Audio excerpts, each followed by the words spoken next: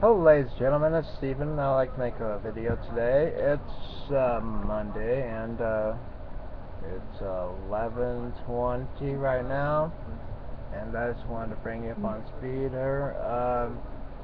Today I want to talk a little bit about um, endometriosis and stuff like that. Okay, it's a little bit more scaled harder. Mostly OBGYNs talk about a lot of this stuff.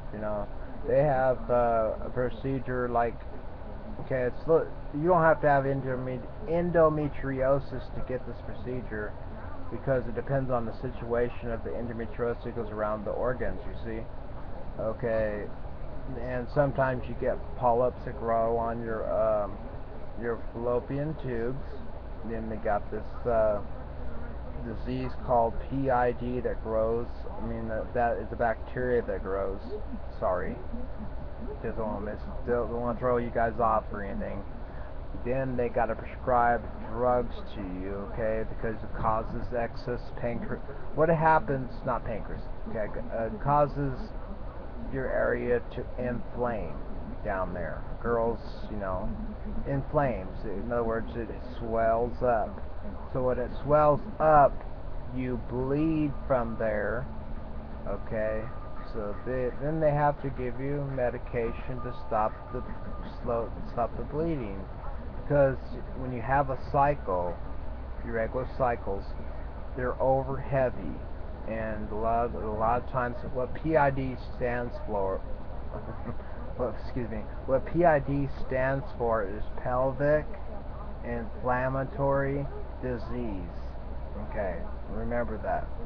Pelvic inflammatory disease. Now, they always say, the old saying is, you don't get pelvic inflammatory disease unless you mess around. That's bull crap. Okay, you can get it from a bacteria infection, from douching. Okay, I'm saying that because douches, are wild. I'm calling it wild because if you're douching and you're dirty and it's bacteria built up in there, you can get dirty and stuff. So they give you doxycycline.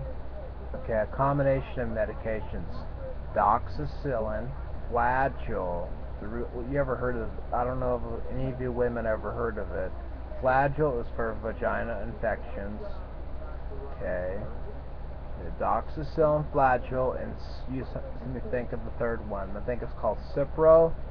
Okay, ciprofloxacin with ciprofloxacin antibiotic, 500 milligrams or 850 milligrams. It clears it usually right up. Okay, that's to get started. Okay, before you get the Lyme disease. If you have any growths, okay, you want to make sure, okay, check around the area for, okay, there's something called endometrial hyperplasia. Okay, I call hyperplasia because I had adenoma hyperplasia for my thyroid. But that's different though, because they took it out and it was an adenoma. Okay, but what hyperplasia goes into is like a tumor carcinoma. It goes into carcinoma. When you got carcinoma, what does that mean? Cancer in the uterus, cancer around the area where the fallopian tubes could be.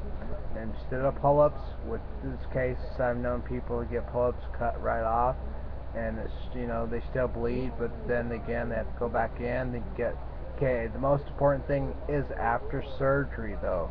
Listen carefully. You usually have to make sure things are swift, because if you don't drain infections, they will harvest themselves inside eternally and cause what? Disease, sepsis, shock. It's almost like having, all a shock means you go into shock and you have all kinds of problems, stuff like that. So just some things to think about. And I'm not an OBGYN from a doctor, and I'm like, usually I talk about doctor stuff, easier stuff than this, but this is a little bit of experience because I've had my effects.